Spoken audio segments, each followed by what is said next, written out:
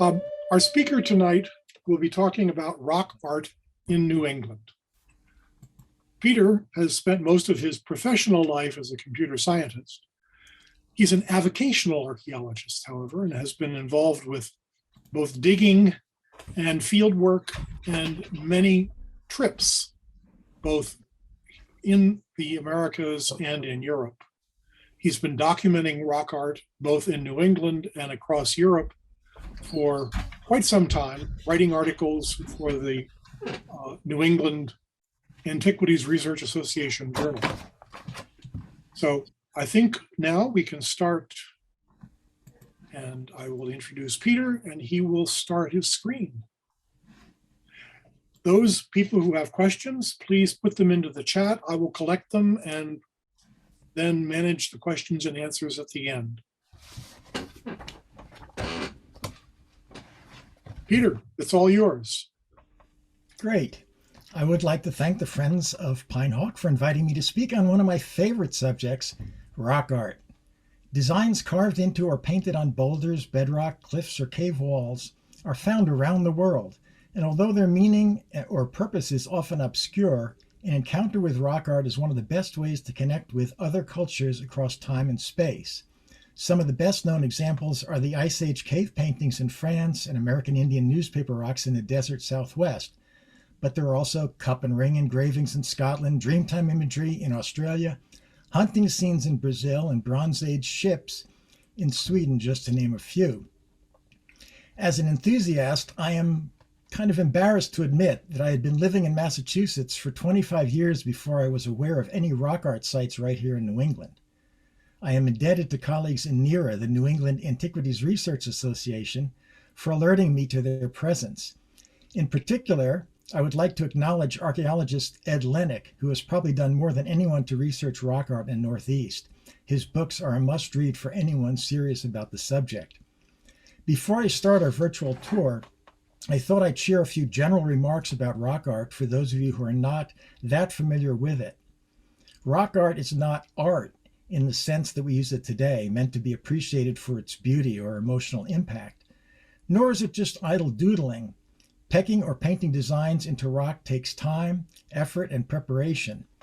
Ethnographic reports suggest it often had a ritual purpose. Rock art differs from portable art in that it is created on natural rock surfaces and therefore becomes part of the landscape. Most rock art is old, created hundreds or thousands of years ago. But despite its age, in many cases, it is still culturally significant for indigenous people. It is a fragile and a non-renewable resource. So as we visit and study it, we need to take care not to do anything that might damage it. Chalking, once a common method of marking or making engraved images more visible, is now discouraged as it can affect the chemistry of the rock. Walking on it or even touching with the fingers, as tempting as it is, should be avoided. We'd all love to know who made it, when and why, but being above ground, many of the techniques that archaeologists use to associate finds with cultures and dates are not available. There are clues, however, that can be suggestive. For example, stylistic similarities to datable portable art, recognizable images such as bows, atlatls, and rifles, as well as use of metal tools for engraving, can put bounds on the time frame. For sites along a coastline, known water levels over the millennia can also place likely bounds on when the rock was exposed for carving. Finally, ethnographic accounts of indigenous beliefs and practices can offer clues as to the purpose of rock art. So as we take our tour of sites, I will share some of the conjectures that people have made, as well as my own personal opinions and observations. I emphasize, these are only conjectures and opinions. But for me, informed speculation does have value.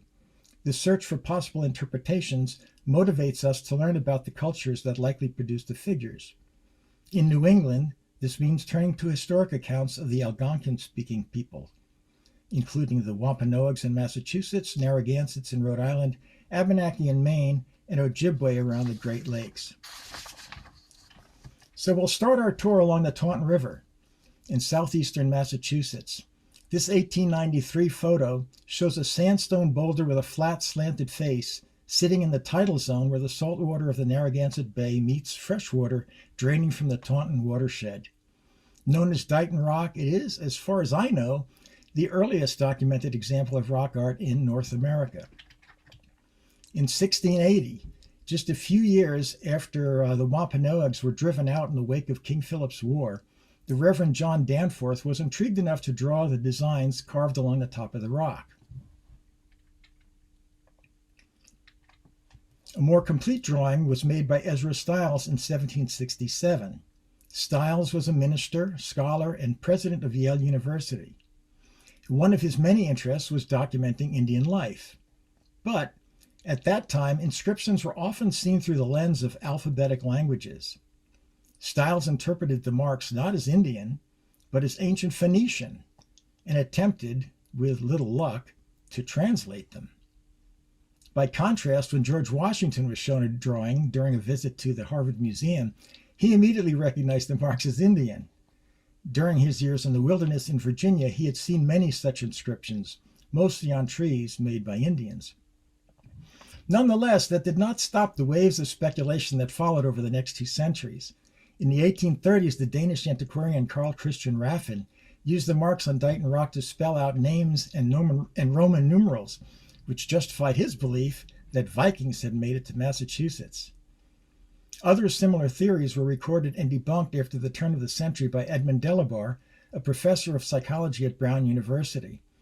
But then, in a similar vein, he managed to pull out a Latin inscription which included the name Miguel Corte-Real, a Portuguese navigator who had disappeared while exploring the western Atlantic around 1502.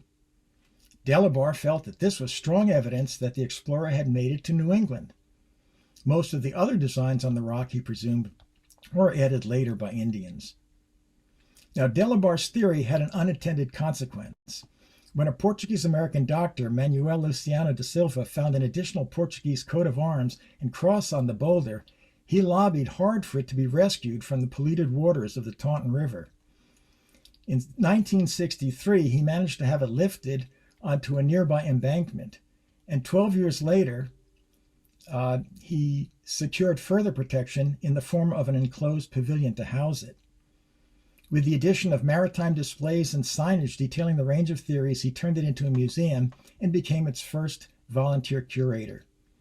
So when Dr. Da Silva unlocked the door for me in 2008, this is what I saw: a dimly lit 40-ton boulder behind glass.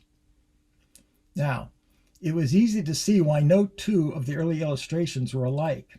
Wear and natural cracks make it really hard to tease apart the lines and organize them into figures, but there are several representational designs that stand out, and we'll take a look at those. So in the center of the panel is a small quadruped that resembles a deer but with long straight horns and large hooves.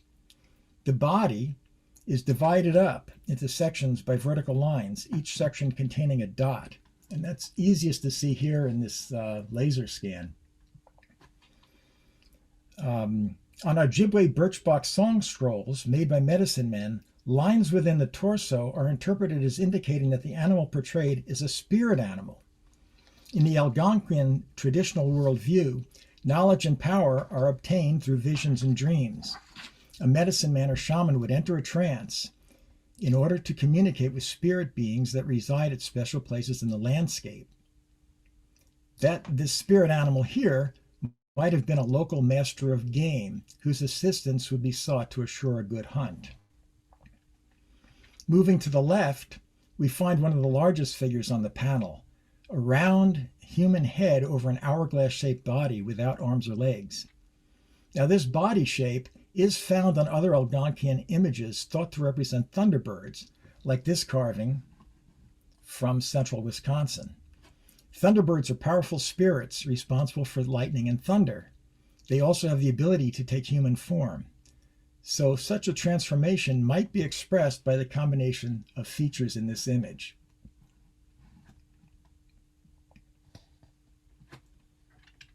On the extreme right of the panel are two more human-like faces.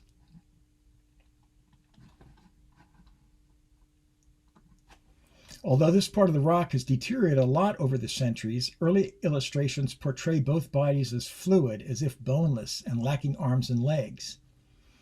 I was puzzling over their odd portrayal while reading a book of Algonquian legends and came across a story that, according to the author, was quite widespread. In it, two young sisters were warned by their father against swimming in a particular area. Of course, they disobeyed and secretly swam there anyway. And when someone from the village finally caught them swimming there, their bodies grew heavy and they were transformed into snakes or mermaids with human heads. So perhaps Dighton Rock had served as a teaching rock for such stories. Maybe the deer-like animal and thunderbird also served as mnemonic devices associated with specific folk tales. And we'll come back to this idea later when visiting another site in Maine.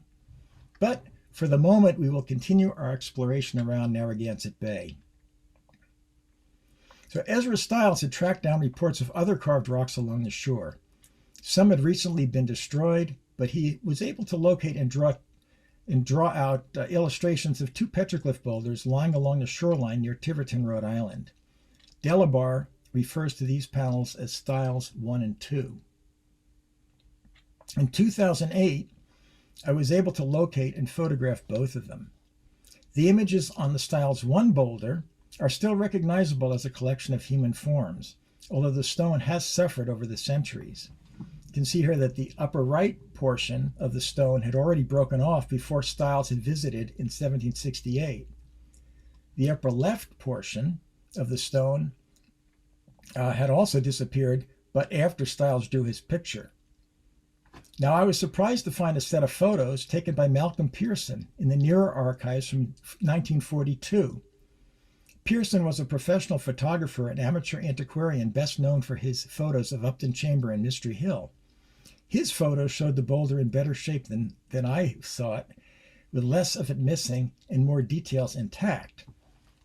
Now, looking closely at the figures in his photo, we notice, so we can look over here, we notice that all but one are oriented toward the top of the boulder. And unlike the others, the one oriented down appears to be holding a pipe with two hands. That's this image here, which I've reversed. Now, for most North American Indians, the pipe is considered a sacred possession with living power. The other figures are portrayed in active stances, feet oriented to the left and arms in specific poses. So each of these poses likely had a specific meaning. So for example, this pose here, one arm akimbo and the other one raised. We see that in several of the figures. And we are going to counter this pose again later in our tour. So for me, this collection of figures suggests a single composition, portraying a ceremony or dance in which a shaman in a trance descends into the underworld.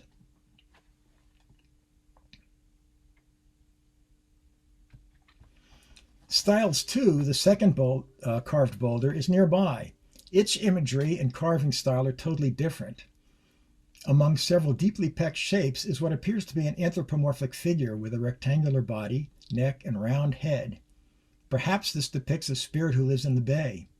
A shaman in trance is another possible interpretation, and we'll soon be seeing a similar image on the opposite shore. It's kind of ironic that Ezra Stiles visited the property that contains Mark Rock on the northwest corner of the bay, but never recognized that there were Indian carvings there. Perhaps, like others who inspected the site later, he was distracted by all the modern engravings. It was Edmund Delabar who recognized that there were Indian petroglyphs there and finally reported the site in the 1920s. As you can see in his 1928 photo, the ledge at the water's edge had broken up into a number of fragments with large, smooth surfaces. Distributed among the fragments, Delabar identified 14 pecked figures, including geometric designs and oddly shaped anthropomorphs, some of which are shown here. Now note the family resemblance of two of these figures with the box-shaped image on the Tiverton boulder we just saw. So when I went looking for this site in 2008, I was disappointed to find most of the ledge missing, buried under sand and grass. Only a few patches of the stone remained exposed, and most of the carvings on those was historic graffiti, initials, and an occasional drawing like this pipe-smoking fellow. Eventually, I recognized one of Delabar's figures, or at least parts of it. Originally a flower with 5 dotted petals, only 2 petals now remained intact. Now, floral designs were introduced to the Indians by the French and became very popular on Indian clothing, so I suspect that this was an early post-contact creation. In using the flower to reorient myself, I was able to locate 2 more figures. And one of these was Delabar's rectangular-bodied anthropomorph, and the other did not match any of Delabar's diagrams. However, they did match photos that a local resident, Charlie Devine, had taken back in 1979. In his unchalked photo on the left, you can plainly see the hundreds of tiny peck marks that comprise the outline.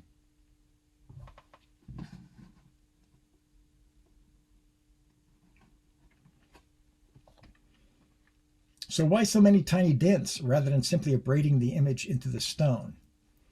Well, I suspect that, like most ritual activities, creating this figure was accomplished or accompanied by a special song or chant. Now, Ojibwe medicine men were known to go to special places in the landscape to communicate through dreams with the little people who lived in the cliff faces and by riverbanks. If successful, they would be given a song to sing which gave their medicine its potency. Mark Rock, with its many fractured boulders, may have been a home of such spirits. And then, having acquired a song, a shaman may have committed it to memory while pecking out in rhythm the outline of the spirit messenger. So you can think about how these were actually created. There was probably a lot involved in it, including singing. Now, Charlie had photographed other images which are no longer above the ground. Even 30 years ago, some were buried under a foot of sand. If any site deserves to be excavated and properly documented before sea level rises more and makes documentation impossible, this is it. To find another location with such a wealth of imagery, one has to travel nearly 300 miles north to the Kennebec River in Maine. Indian Rock juts out into the river, providing a natural spot for canoers to stop on the journeys up and down river. The density of images, nearly 200, makes it hard to separate one from another. For example, crowded into this small section, we can see it over here, a tall anthropomorph, a thunderbird, a woman in birthing position, a man holding what may be a drum and a beater, a pair of canoers, a moose, several bird footprints, and sexual organs. Here we see a grouping of several thunderbirds, or possibly bird men, with what looks like a dog. These 2 human forms on the left are posed with one arm raised and the other akimbo, just like we saw on the Tiverton Styles #1 boulder. On Ojibwe song scrolls, raised arms are associated with receiving medicine from a spirit. Some of the figures might be post-contact. The image on the left looks a lot like a European half-timber house, although other interpretations are possible. The figure with a cross on the right may represent a French priest who lived in an Indian village nearby. On the other hand, the supposed cross also looks a lot like a drum beater as seen on an Ojibwe scroll. So this may actually be a shaman rather than a priest. This one I've heard interpreted as a Maida shaman, but also as a baby born without bones. There may even be a simpler explanation. The point is that there are many interpretations possible for these images. The most intriguing figure is this horned serpent, which appears to have legs and a pointed tail like a dragon. Right here. Michael Sokolexis, a Penobscot Indian familiar with Abenaki creation stories, recognized this snake from the exploits of the Abenaki culture hero Gluskabe. Gluskabe was responsible for teaching humans how to live, as well as ridding the world of many monsters. One story tells of a huge serpent who was blocking the river from flowing. After firing a number of arrows at the serpent to no avail, a woodpecker advised Gluskabe to aim for the tail. A single shot there broke the serpent's back and killed him. So if we look at this picture from that perspective, this may be the serpent here, and this may be the arrow that's striking the tail and breaking his back. Now, Michael Sokolexis felt that many of the other images on Indian rock could also be interpreted as scenes from Abenaki creation stories. In the final chapter, Gluskabe canoes off to the north, promising to return, but never does. And this may be him in his canoe heading north on the far end of the ledge.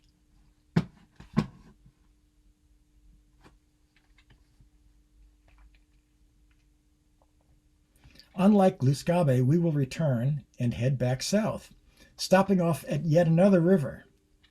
This one is the Connecticut River at Bellows Falls on the Vermont-New Hampshire border.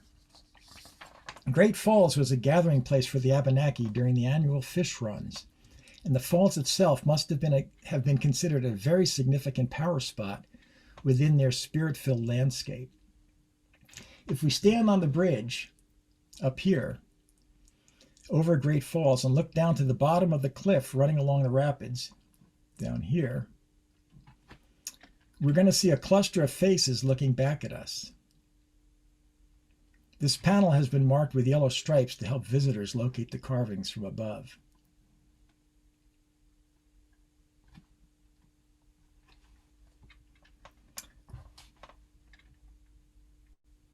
There are actually two separate panels, and if we walk south along the top of the ledge, we can view the south panel. Now, unless you are very sure-footed, the best way to view them might be through binoculars. There is no easy way down the cliff. But as this is a virtual visit, we will edge down carefully and have a closer look. Back in the 1930s, the site had become a dumping ground. The local Daughters of the American Revolution felt that the site should be made into a tourist attraction and got the dumping stopped. Unfortunately, they also hired someone to re-drill the faded carvings to make them more visible. So much of what we see today has been enhanced, quote unquote, although apparently consistent with the earlier drawings. Now, most of the faces simply have eyes and mouth. Some have horns, which is thought to indicate superior wisdom and power. Now, all the way right on the south panel, there are a few carvings which escaped the enhancement in the 1930s, and they give us an idea of their original appearance. We can see individual dent marks showing that they were pecked. Now, whether these faces represented spirits, shamans, chiefs, dead warriors, we don't know. But similar faces have turned up elsewhere. In 1909, a dam built in Vernon, Vermont, raised the water level of the Connecticut River by 15 feet, submerging several petroglyph panels in the West River near Brattleboro. A diver, Annette Spaulding, spent many years searching for the lost panels, and in 2015 located a single face like those at Great Falls. 2 years later, after clearing away several feet of silt and sand, she located a larger panel containing thunderbirds and a dog that matched an illustration from 1858. This Brattleboro panel looks remarkably similar to one of the scenes we saw portrayed at Emden. To me, this suggests that both are referring to the same story, and adds credence to the interpretation by Mike Sokolexis that the panels illustrate widely known creation stories. Such stories tend to be tied to features of the local landscape, so there are probably geographic landmarks in this vicinity, as well as Emden, that are explained by this particular narrative.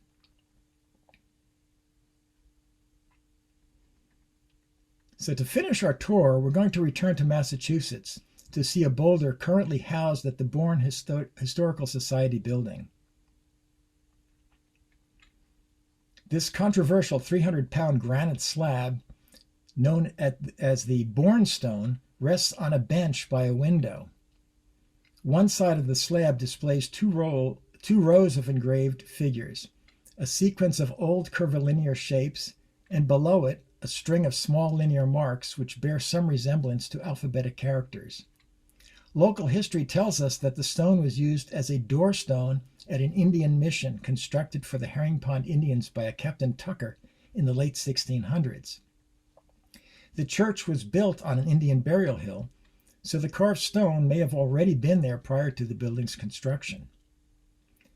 In 1947, Malcolm Pearson, who was keen to find evidence of Vikings in Massachusetts, sent a photo to Viking researcher Olaf Strandvald.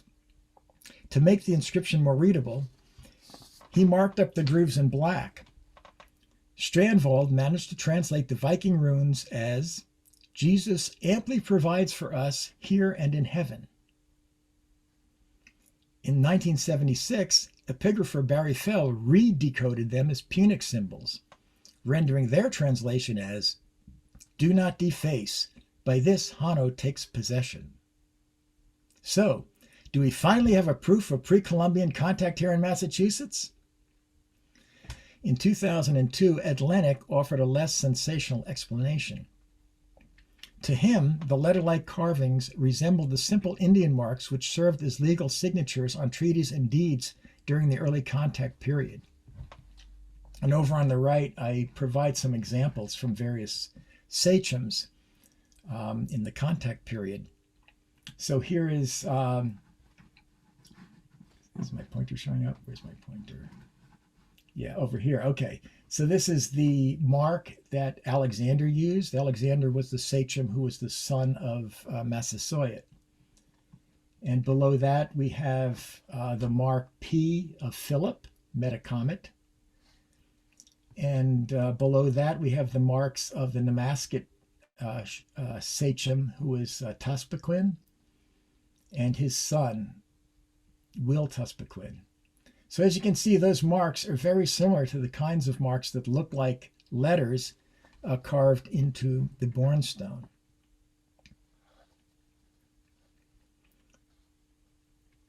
So in 2015, I and several other NERA members finally had a chance to examine the stone in person. The surface was rough and undulating, making it hard to distinguish natural from artificial lines. What's worse, Pearson's black marks were actually obfuscating details rather than helping. It seems he had chosen to mark lines that fit his Viking expectations. While we were working with flashlights to illuminate the grooves, the museum archivist brought out a copy of a rubbing someone had made. The rubbing matched our own observations better than Pearson's marks. It revealed what resembled boot marks on the right end. Sorry, on the left end, right? Okay, over here. As well as here, a handprint.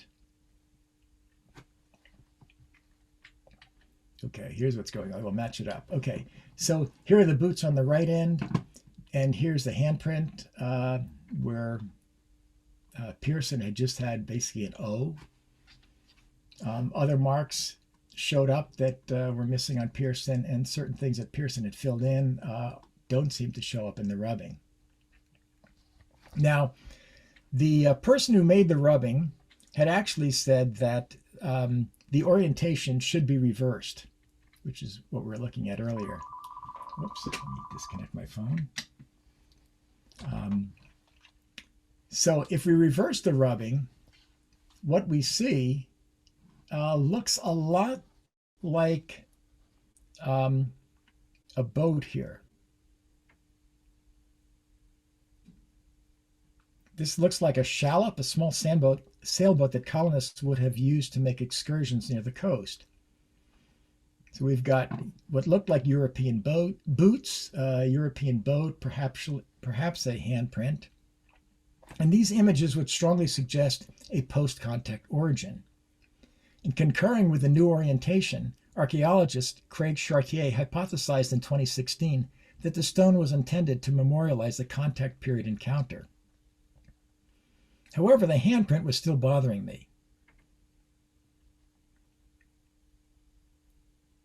Inspecting the grooves, especially the position of the thumb, left me little doubt that it was a fully pecked human handprint.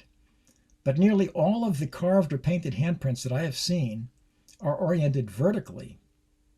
So what if the stone was meant to be viewed vertically? Now this puts the handprint in a central position, as if it was the first thing carved on the rock. The boots also become vertical, which also makes sense visually, although now we lose the boat interpretation. The alphabetic-looking characters on the left side now really seem out of place, ruining the symmetry of the central column of figures. However, this could be explained if the characters were added later, after the stone had been repurposed as a doorstone and placed in a horizontal position. So here we have one stone with three interpretations depending literally on your point of view. And on that note, we come to the end of our tour.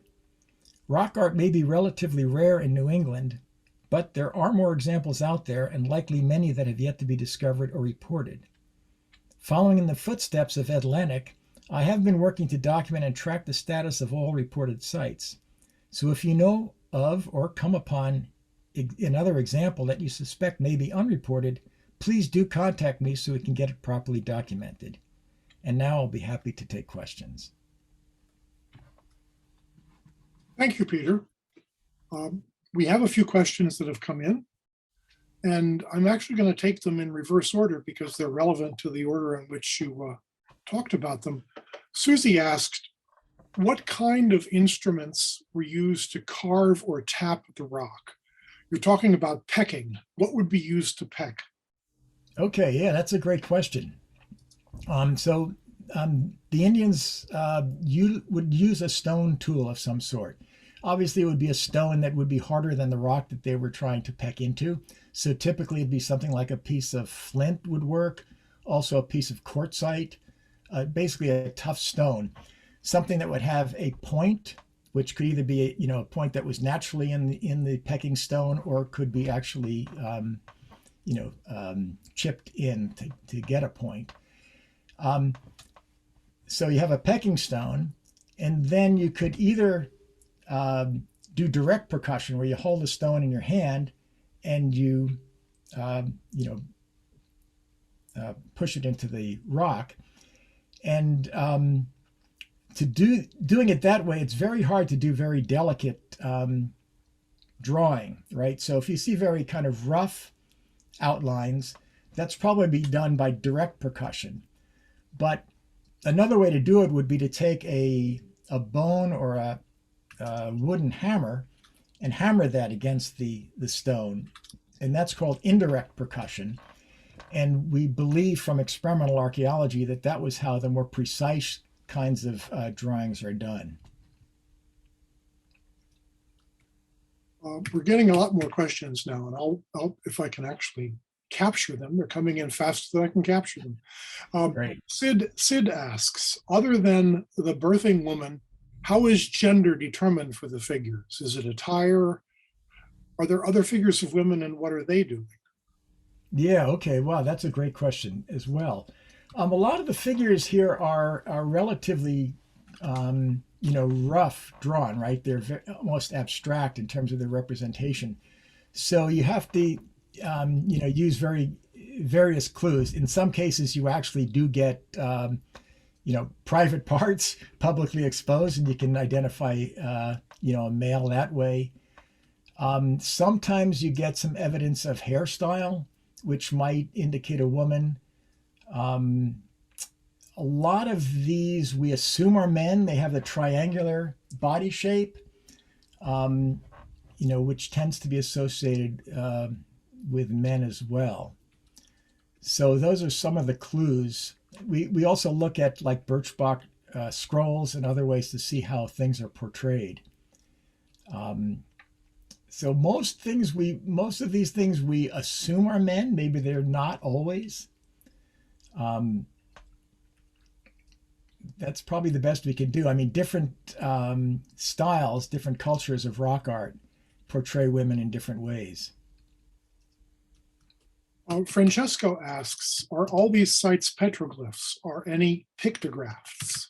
You Another might good want to question. describe the differences. Yeah, so the difference between petroglyphs and pictographs, both are considered rock art. Petroglyphs are those that are actually carved into stone. So they're engraved, they're dinted in, pecked in, or even scratched in. We call those petroglyphs. If paint is used to form the image, we call that a pictograph. Now, as you can imagine, paint will wear off when exposed to the elements probably a lot quicker than engravings are. So there might have been more painted images in New England that have just been lost. However, up in Canada, there are a number of pictographs. So we know it was widely practiced. And there are also some in Maine that have been found. A lot of them are relatively faint. They're typically in red ochre. So if you're canoeing around Maine or canoeing around anywhere, actually look at the sides of cliffs and such. And if you see any, red marks, take some close-up photographs, because there is software called D-Stretch, which will bring out faded images, particularly images in red. And so sometimes we can sort of bring back imagery that just looks like faded redness. And this has been done on some sites up in Maine. It's a good question. The questions are coming in fast and furious. Okay. Larry asks, what is your thinking about the so-called Westford Night? Okay, that's a great question. It turns out when the first NERA meeting that I went to, that was the first petroglyph that I got to see during a lunch break. So the story of the Westford Night, and I probably do have images of it somewhere, but essentially in Westford, Massachusetts, there is some exposed bedrock that has what looks like the hilt of a sword, basically this piece and the piece you hold on to, carved in, again pecked in, and there are a lot of long striations in the bedrock, so that the hilt of that sword the hilt there is right above some long striations, which make it look like there's a sword. And that was pretty much all anybody thought of it until there was a local sort of amateur archaeologist who again was curious about the possibility of European contact, and he sent this off to someone a picture of this off to someone in Scotland, who wrote back and says, you really ought to look for an entire knight carved in there.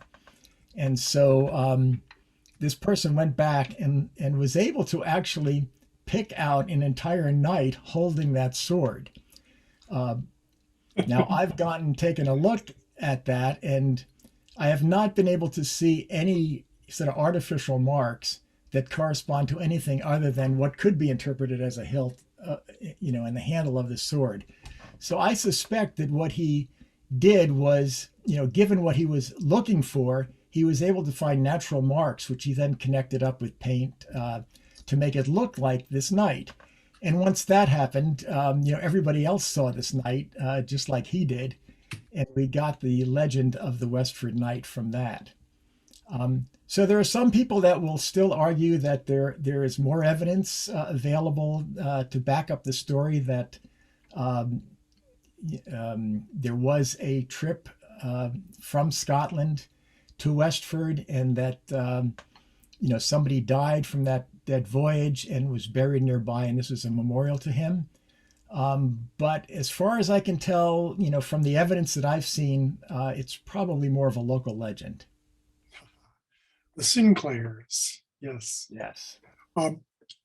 Evan asks, what are the largest known pecked stone effigies or Manitou stones in New England? if they're even the same thing. Yeah. Okay. So let's see what a Manitou stone is a.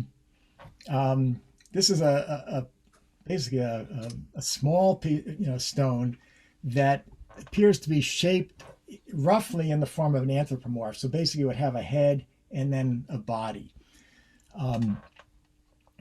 And this was hypothesized by Maver and Dix as something that would have been created and associated with various sites that they've looked at.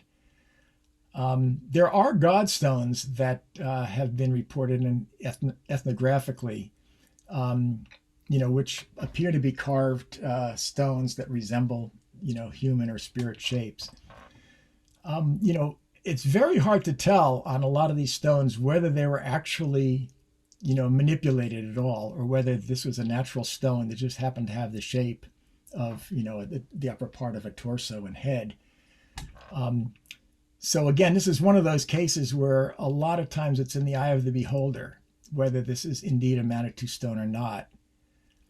So that's a tough one to answer. I mean, I've seen a number of stones which appear to be that or have been called that. Some of them are maybe down at Gunjewamp in Connecticut. Trying to think some other ones. So again, I mean, in terms of the size, they tend not to be that big, maybe on the order of a couple of feet high. Okay. Helen asks, for the young people present, do you remember when you first developed an interest in rock art? And what are your favorite places to visit in New England, US, around the globe? Yeah, great question. I mean, I've been interested as long as I can remember. And it turns out I have a picture of myself when I was probably about 10 reading the Golden Book Encyclopedia. And on the cover of that encyclopedia, which I happen to actually still have kept because it's special to me, I'll just bring it over. Here. That's from Lascaux, the Ice Age cave in France.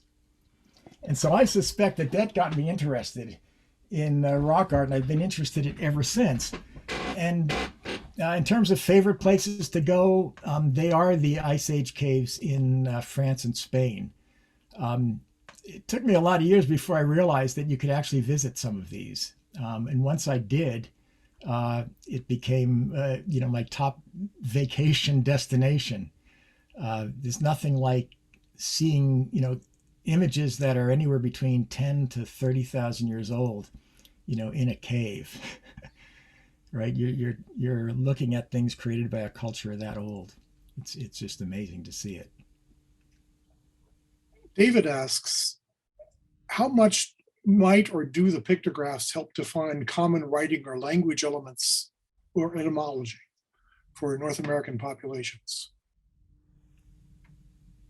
Okay, so writing elements. Okay, so the pictographs are not, an alphabetic language that, the way we think about it, but they have been used widely by, Native Americans all across the continent, to express things, to have meaning. And let's see, I might have. This is a good book by Grace Rainovich, who talks about the song scrolls that the Ojibwe, I don't know if you can see that, has some pictographs in it. And she uses a lot of interpretation of these songs to understand what the writing means. So a lot, like I said, a lot of these imagery is associated with songs. And there is ethnography that describes what some of these mean. So, we can use these to interpret things. A lot of times the interpretations, they're ambiguous. If people are going to see different things in it. But I suspect that, Native Americans did have some kind of common vocabulary in order to be able to, express themselves, at least mnemonically, in picture language. We also know from historic accounts that in New England, they would often leave messages on trees. It may be one of the reasons we don't have that much rock art. We have trees instead as a good canvas. And, typically if they wanted to say, what happened or, how many people were here or where they went next, they would leave messages on trees. So, there were methods of communicating pictorially. There are also trees that are used, birch trees that are used by some of the Canadian trappers and Métis for passing messages. Right. It's a very reasonable thing to do. Yeah. Gene asked a while back, you may have mentioned this, are there birch bark scrolls? That was in the context, perhaps. Yeah, there are birch bark scrolls. And in fact, this book that I was just talking about, in which I referenced several times in the presentation, is based on studies of these birch bark scrolls. And these were made by medicine men, particularly in the Ojibwe, the Canadian Shield.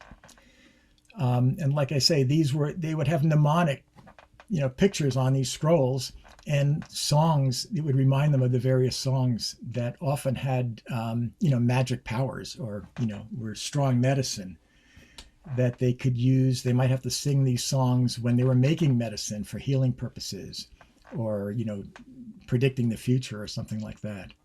So yes, there were definitely birch bark scrolls. Aaron asks, are there features that casual hikers should look out for to recognize historical or prehistorical Native American art versus the work of colonials or random tourists? Asking in the context of preservation purposes.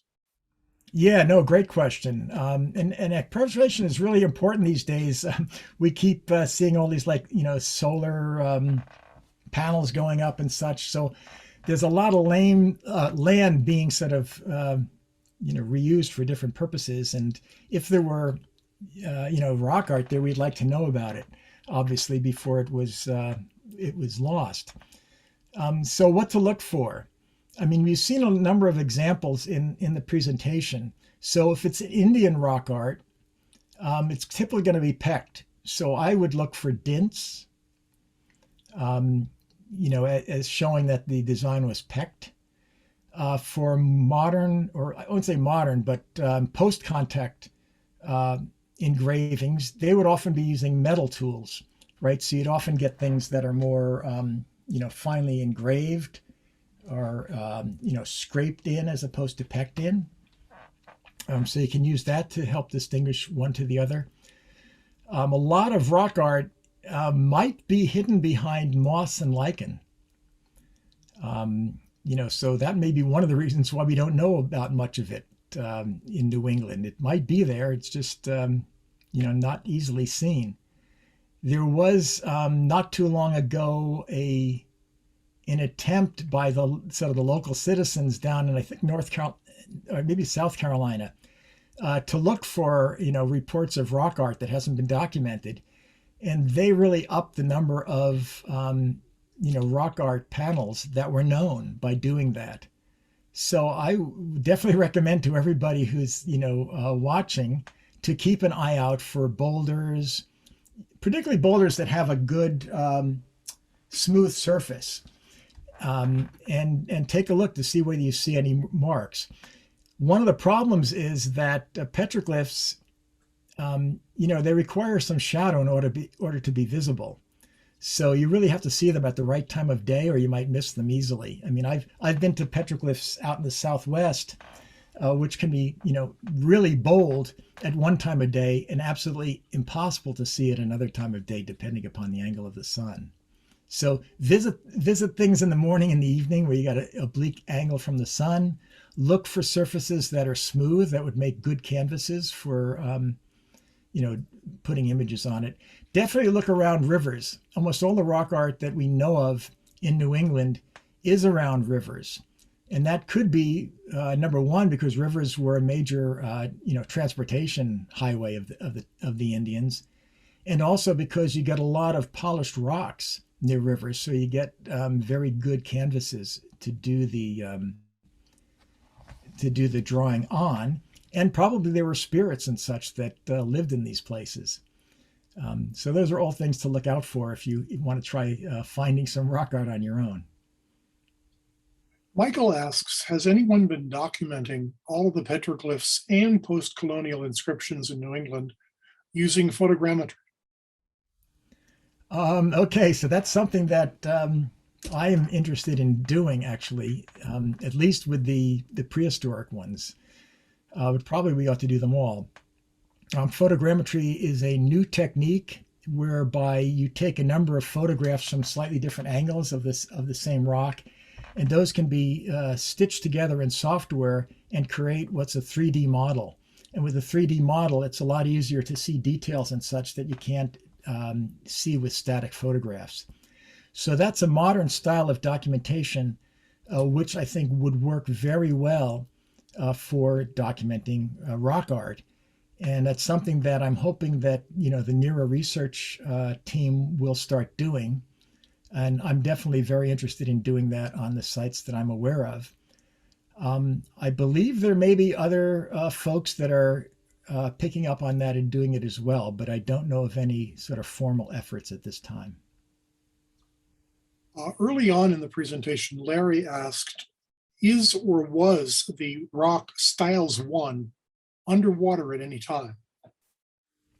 Okay, so Styles 1, if you recall, was the one with the sort of the ring of humans sort of in a, but I kind of interpreted that as a sort of a ceremony and such. That is underwater. So it's a tidal area out there in Narragansett Bay. And when the tides come in, it does submerge these stones. So now, interesting question is when it was carved, was it, going underwater during the tidal, during the tides? And we don't really know that because in New England, the water levels have been rising since probably the last 5,000 years. So it's possible that some of the rock art that's now below, water or below the tides, for example, Dighton Rock, might have been carved before it was actually, before the levels were such that the tides would cover it up. Chances are that these boulders along the bay or along the ocean wouldn't really have been exposed until the tides reached a certain level whereby they would actually wash the glacial till and stuff off, exposing these boulders. So chances are for some of them, you'd have to have them to be washed by the tides a bit, even to expose the boulders. So for example, at Mark Rock, that might be the case, and at the Tiverton boulders as well. Dighton Rock is another story. That probably, that's sitting high above ground. So that could have been carved even on archaic times before the tides got up that high. And there was an archaic settlement on Grassy Island, which was just north of that, which was deserted about 1,000 years ago because it was totally submerged. So good question. One of the things that Douglas Hunter talks about in his Dighton Rock book is the fact that Dighton Rock may actually have been a liminal site for quite some time, exposed, not exposed, exposed, not exposed, in a sense, tidally, and that may have actually contributed to whatever indigenous meaning might have been put into some of the marks. Does that make any sense to you? Yeah, I mean, I wrote a paper on it as well and entertained that hypothesis. It certainly could be the case. I mean, if it was intended as a storytelling rock, I would kind of think that, the fact that it was already in a very sort of a sacred space there, right, between the two tidal zones where you get the freshwater and the saltwater mixing, it would already have been a special place. See, already a liminal zone, even if the tides didn't reach all the way up to it. So I don't think that necessarily would motivate why they used that stone, but it's certainly the case that, it could have been carved while the tides were already reaching up to it. And and perhaps the story of that I hypothesized about the two daughters, swimming where they shouldn't, might be related to that. Maybe they got to go swimming, once or twice a day as the tides came in. Yeah. Sid asks, could you tell us who wrote the book Reading Rock Art? Oh, okay. And do you have any other recommendations? Sure. So that was written by Grace Rajnovich, Rajnovich, if you can read that. Hold it a second here. Rajnovich. Okay, great. Okay, it's a very, very interesting book where she's basically talking about the rock art in the Canadian Shield, where there are a lot of pictographs, like we talked about, painted rock art. And she uses interpretations of the birch bark scrolls in order to help interpret painted rock art out in the wilds on cliffs and such. Let's see some other good books. If you want a historical reference, there is of course Delabar's book on Dighton Rock, which goes into a lot of detail, not just on Dighton Rock, but a lot of the other rocks that are out in that area, such as Mark Rock, the Tiverton rocks, and such. There's Picture Rocks by Ed Anick, and this is probably the most comprehensive book in terms of what rock art is out there in New England. So if you're serious about looking for rock art in New England, this is a really good one to read. That's Lenik. So if there are any other ones here. This is a fun book, Algonquin Legends. It isn't specifically about rock art, but it gives you some, legends, which you can then try to use to interpret rock art. And that's by Charles Leland. There is the American Indian Rock Art Journal, which is reflecting here.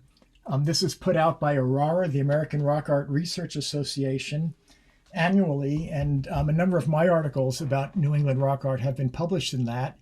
And I have also put them up on the web. So if you search for me, something from American Indian rock art, you could probably find my papers there. Okay, that also gets to one question. Would you be willing to supply contact information so that if anyone discovers something, they could contact you? Sure. So yes, I am. Well, let's see. How should we do this? Yeah, I'll just. You want to put it into the chat? I'm doing that now. Yes. Yeah. Okay. You go ahead and put it into the chat. Okay, I'll do that. Let me ask another question while I'm doing that. Amy asks, please remind us where the signature stones were located and perhaps what treaties they might have been signed for. Is it possible to get photos of these? Okay, so when we talked about signatures, that was a hypothesis about what those marks on the Bourne Stone might be. So in terms of the carved signatures, that was on the Bourne Stone, and that is at the Bourne Historical Society Museum in Bourne, Massachusetts.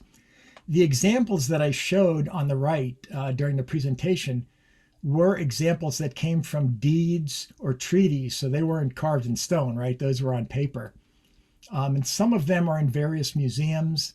I haven't really seen any of them in person myself, although some of them can be found online. If you search for various deeds and treaties, you can dig those up, which is how I turn those up. Okay. Evan asks, what is the indigenous symbolism of pecked stone triangles and crosses? Oh, yeah, these are tough questions.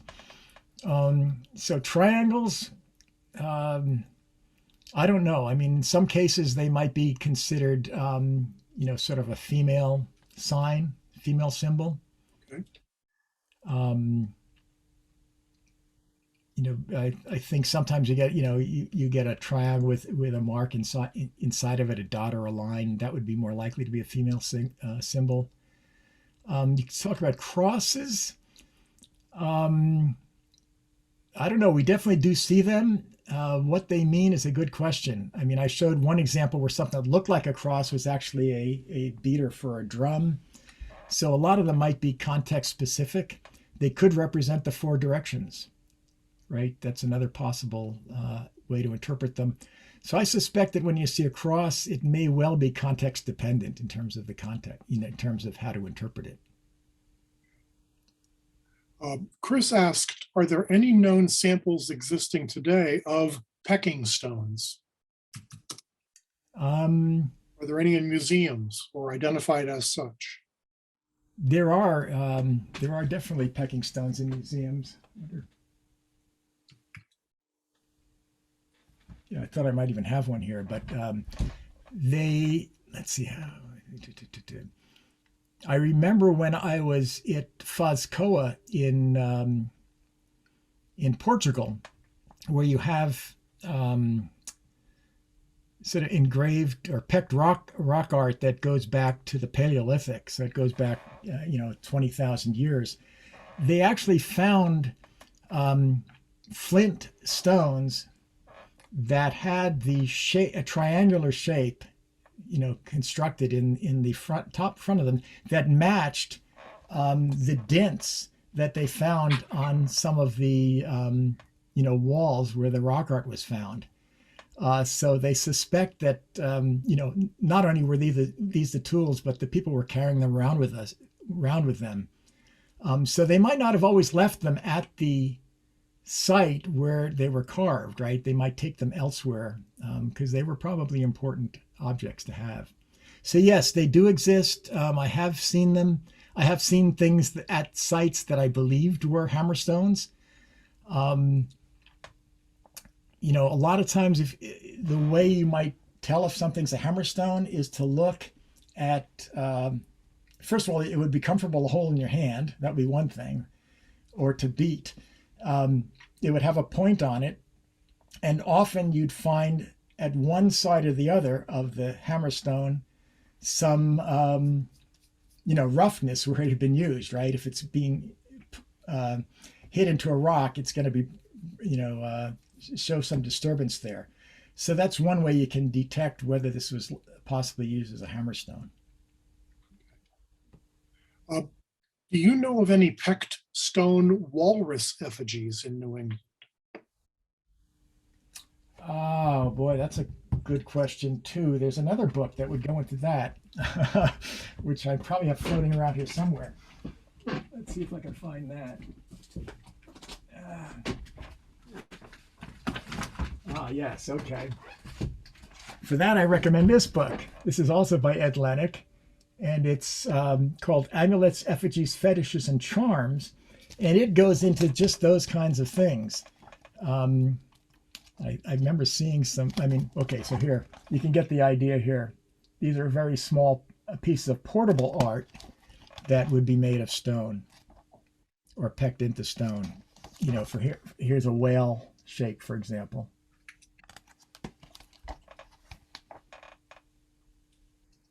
Here's an otter. The one on this side.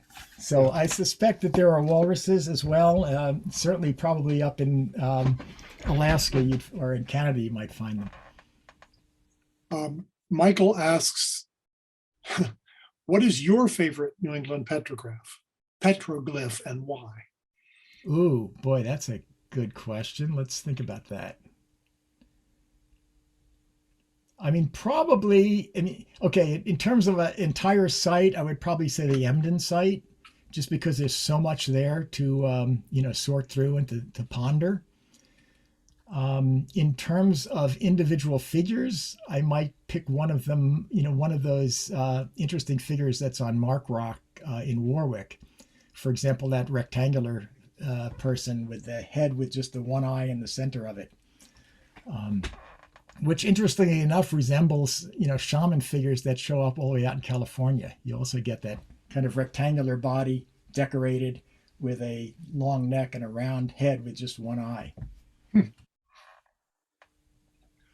Early on, Larry asked, in the context of the Abenaki creation story characters you were talking about, for any of the sites you discuss, was there any objective other than aesthetic or ritual or ceremonial? Might there be doodling? It's an interesting question. In a lot of cases, I mean, it does take some work to create this. We kind of, unless you've, when you try pecking into a rock, it's not that easy. So you actually have to make the hammerstone, and set up. Now, could there be doodling? I actually think it could be. Out west, there are a lot of strange shapes that don't resemble anything. And one of my thoughts was that maybe the mothers are working there on, whatever they're doing, and they want to keep the kids occupied. So go over to that rock and carve something. Go play. So I wouldn't rule it out, but I think in most cases, it's probably there's some intent behind the imagery, and that most of them are not likely to be doodles. Yeah. I think we've actually run out of questions. We're now getting a number of people thanking you, and I would echo that as well. Thank you very much for the presentation, for answering the questions and the chats.